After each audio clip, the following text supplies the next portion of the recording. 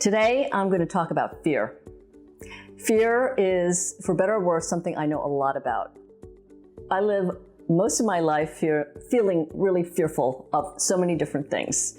I hope that you don't feel as fearful as I do and not about as many things as I do. But in case, here are some thoughts. So the kind of fear I'm talking about are in the category of what I'd call psychological fear or emotional fear. I'm not talking about physical fear. So I'm not suggesting that we should overcome our fear of bungee jumping or fear of heights. You know, that is a separate category in my mind. I want to focus on the psychological, emotional piece of it, because that is a piece that can hold us back when it really doesn't need to.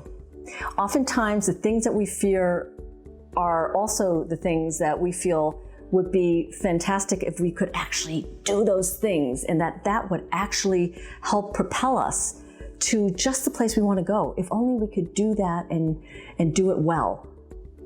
So the kinds of fears, some examples are fear of failure, fear of success, interestingly, fear of the unknown. Fear of the unknown is a big one for me personally. Or fear of intimacy or vulnerability. Fear of rejection, that's a big one too.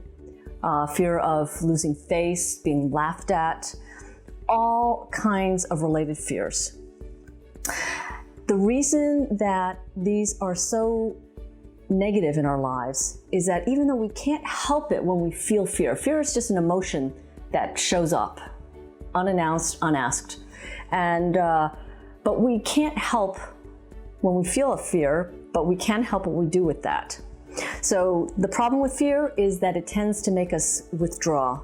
It tends to make us shrink, feel small, tends to make us not take that step that we know could really put us where we want to be.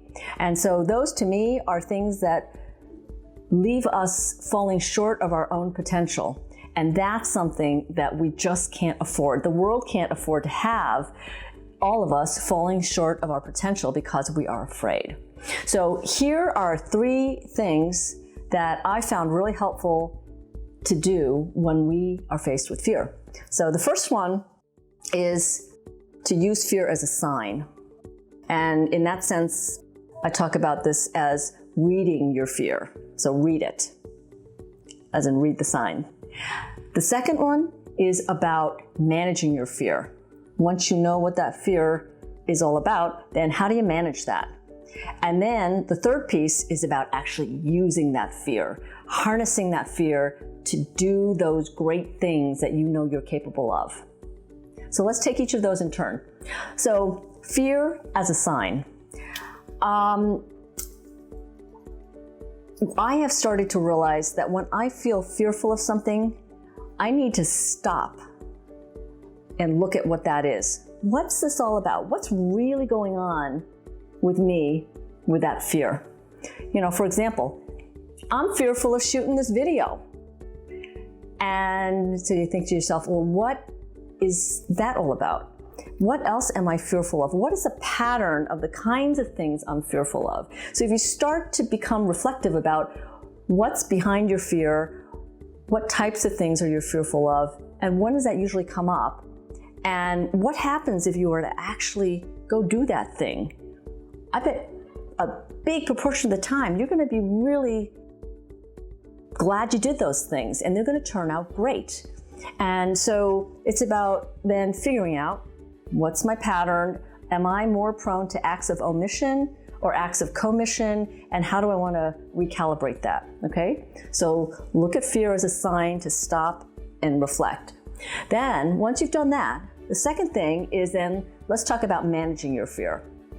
Now that you see it for what it is, then managing your fear to me is about a couple of things. First, it's about figuring out what's the worst thing that can happen with that thing.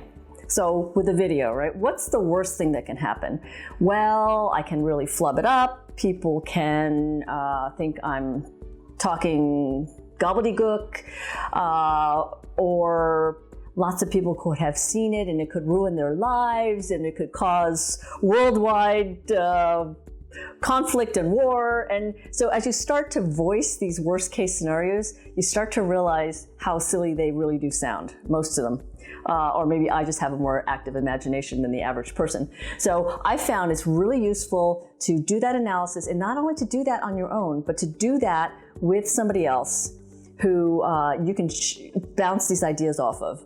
And I find if you say it out loud to somebody else, you start to realize how ridiculous these worst case scenarios actually sound, and how they're not even anywhere near the radar screen of reality. And then look at the best case, the upside case.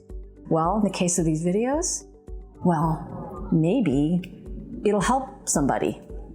Wouldn't it be great if this video could help even one person? And what if it helped 2 people or 4 people, or you can see, and that would be very cool. I would think that was very, very wonderful.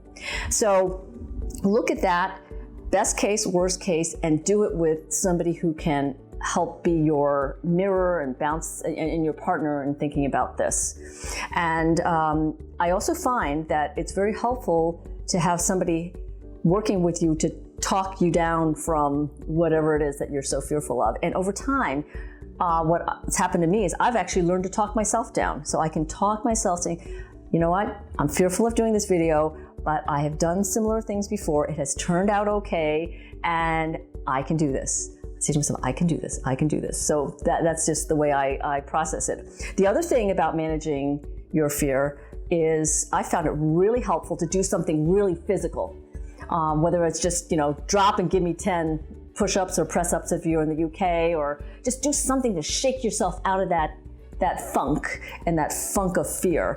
That is really helpful to dissipate all those negative feelings and break it up. Then the third thing is to use the fear. And this is what I love the most, because it's basically saying, okay, fear, I see you, I understand you, I'm managing you, and I'm gonna use you for good, not evil. And so using your fear is, to me, like using them as guideposts. For me, I am realizing that if I actually want to achieve big goals, then I need to live with my fear. In fact, I need to know and recognize that feeling of the psychological fear and really get in touch with it, know how it feels, and make sure that every day I'm feeling that. Because if I'm not feeling that, that means I am not pushing myself enough, going outside of my comfortable little area where I know I'm okay, and the shrinking, withdrawing piece, but rather I'm pushing myself out there, because once I get out there, I know that those ideas I have that I'm afraid to execute on, those things are the very things that are going to help me advance.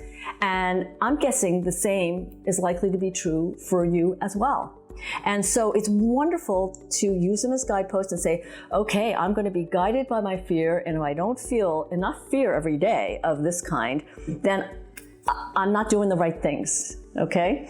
And so the key is to keep acting. And the visual I have in my head about this is I think of it like you're a pilot and you're landing a jumbo jet at night.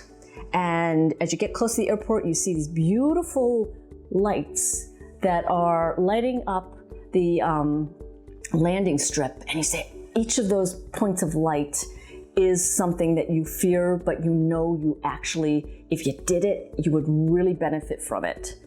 And so you just use those lights to guide you to your landing, and embrace those points of light as, even though they're your fears, they're your guiding fears.